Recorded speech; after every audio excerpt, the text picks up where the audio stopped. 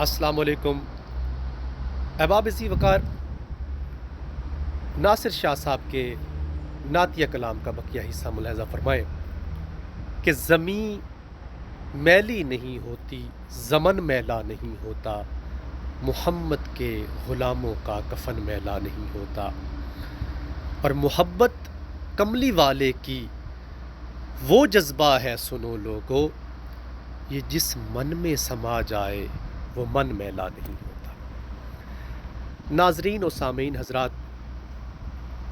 جب جب اس شعر کو پڑھا گیا اور جب جب اس شعر کو سنا گیا، پڑھنے والوں نے اس کے اوپر خوب داد سمیٹی اور سننے والوں نے داد دینے میں کوئی کمی نہیں چھوڑی۔ لیکن جب میں اس شعر کو پڑھتا ہوں تو مجھے کچھ اور محسوس ہوتا ہے، میری کچھ کیفیات اور ہوتی ہیں جو میں آپ کے ساتھ شیئر کرنا چاہ رہا ہوں، اور آج کا ولاگ اسی شعر کے گرد ہے۔ دیکھیے، ہر شخص کا ایک اپنا نقطہ نظر ہے، ہر شخص اس شعر کا اپنا مفہوم و تشریح و معنی نکال سکتا ہے، لیکن میرے نزدیک محبت رسول صلی اللہ علیہ وآلہ وسلم ایک لازمی جز ہے،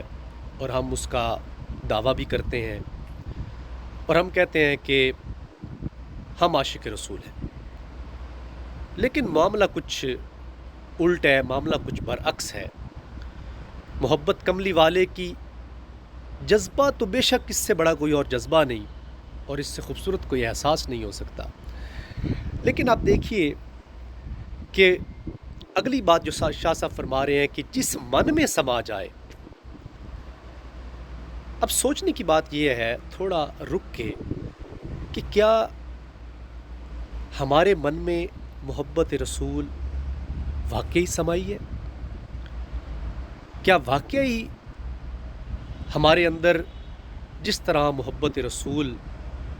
کا ہونے کا حق ہونا چاہیے تھا وہ ہے؟ مجھے ایسا نہیں لگتا، الا ماشاء اللہ آپ کسی بھی شعبے میں چلے جائیں، شعبہ نعت میں چلا جائیں، شعبہ خطابت میں چلے جائیں، شعبہ قرات میں چلے جائیں، شوبز میں چلے جائیں، صحت میں چلے جائیں، نظام تعلیم میں چلے جائیں، یعنی آپ کو من صاف نہیں ملیں گے۔ من کے اندر حسد ہے، بغض ہے، کینہ ہے، فساد ہے، نفرت ہے، کراہت ہے،